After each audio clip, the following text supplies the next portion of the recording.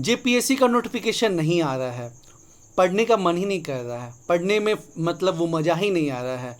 हम तो इंतज़ार कर रहे हैं कि नोटिफिकेशन आ जाए, उसके बाद जो है धूम मचा देंगे। तो दोस्तों, ऐसे सभी दोस्त जिनका दिमाग में ये चल रहा है कि जब नोटिफिकेशन आएगा तो हम तैयारी करेंगे, तो आपके लिए बस एक ही मैसेज है कि आज जेपीएससी ने ये डिक्लेयर किया है कि कितनी सीट्स पे कितनों का सिलेक्शन हुआ है। तो 6 जेपीएससी में टोटल 326 सीट्स हैं और उसमें 180 सीट्स जो है वो जनरल कैटेगरी यानी कि अनरिजर्व कैटेगरी के लिए हैं। और उसमें ये आया है सामने कि ओनली 109 यानी कि 109 जनरल कैटेगरी स्टूडेंट्स का सिलेक्शन हुआ है। हाँ जी, आपने एकदम बिल्कुल सही सुना, 180 सीट्स जनरल के लिए रिजर्व थी। उसमें जो है SC, ST, BC category 1, BC category 2 के स्टूडेंट्स ने अच्छे मार्क्स ला के 71 सीट्स जो हैं वो अपने हिस्से में कर लिए हैं और जो जनरल कैंडिडेट हैं उनके हिस्से में मात्र 109 सीट्स आए हैं।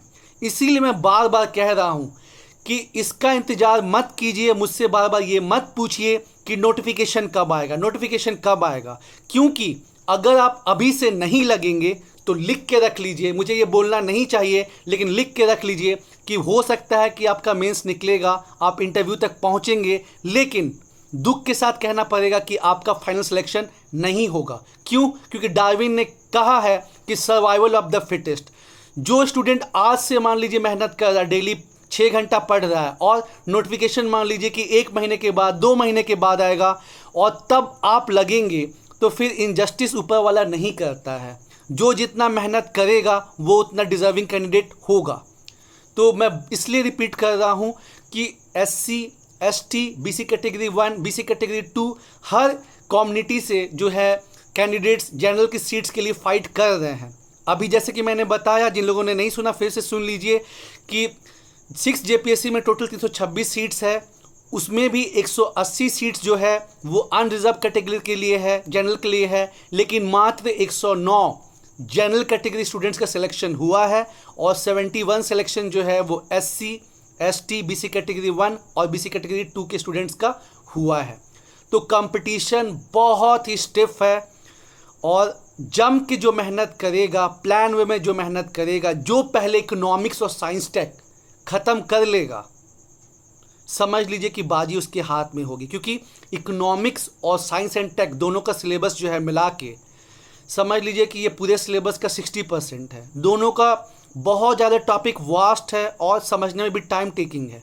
तो अगर आप पीटी होने के पहले इकोनॉमिक्स और साइंस टेक का सिलेबस कंप्लीट कर लेते हैं, क्योंकि अभी जो है फॉर्म लेट से आएगा, चाहे अगस्त लास्ट में आया या सितंबर 15 तक आएगा, ऐसे फॉर्म आए, और एग्ज़ाम जो है या तो नवंबर लास्ट में या दिसंबर में होगा, जो कि जेपीएससी का फेवरेट है। 5 जेपीएससी का भी पीटी का एग्ज़ाम दिसंबर में हुआ था, 6 जेपीएससी का भी पीटी का एग्ज़ाम दिसंबर में हुआ था।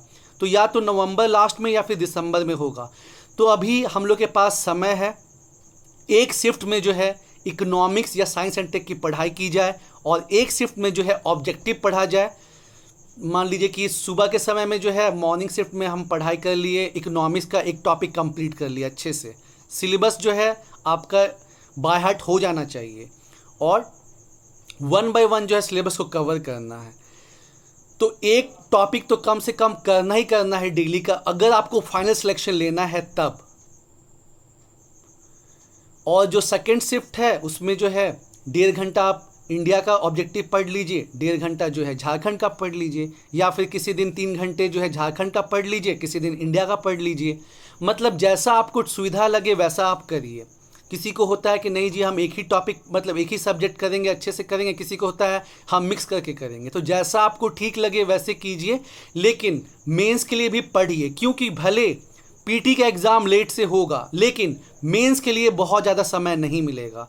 अगर मान लीजिए कि नवंबर या दिसंबर में जो है पीटी का एग्ज़ाम होता है तो अप्रैल तक जो है मेंस का एग्ज़ाम जेपीएससी ले लेगा, क्योंकि ऑलरेडी जेपीएससी का हर जगह जो है मतलब बुराई हो रहा है किसी ना किसी वजह से। तो जेपीएससी भी चाहेगा कि अपना जो इमेज है उसको इम्प्रूव करने के लिए, और अब होता नहीं है, इट्स हाई टाइम कि जेपीएससी अपने में सुधार लाएगी ही लाएगी।